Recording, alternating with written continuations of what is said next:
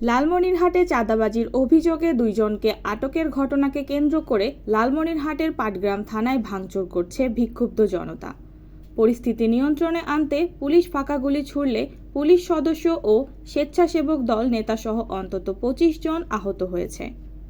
বুধবার রাতে 10:30টার দিকে পাটগ্রাম থানায় এই ঘটনা ঘটে। জানা যায়, পাথরবাহী গাড়িতে চাঁদাবাজির অভিযোগে দুইজনকে আটকের পর উপজেলা নির্বাহী কর্মকর্তা তাদের ভ্রাম্যমাণ আদালতে 1 মাস বিনাশ্রম কারাদণ্ড দেন। পরে রাত 10টার দিকে থানায় নিয়ে এলে স্থানীয় কিছু মানুষ পাটগ্রাম থানায় ঘেরাও করে।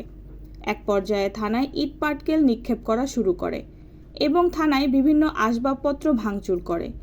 পরিস্থিতি সামাল দিতে পুলিশ প্রথমে লাঠিচার্জ করে, এরপরও জনতাকে ছত্রভঙ্গ করতে না পারলে ফাঁকা গুলি ছোড়ে। এতে সংঘর্ষে পুলিশ সদস্য সহ 25 জন আহত হয়। ঘটনার পর এলাকায় অতিরিক্ত পুলিশও মোতায়েন করা হয়েছে।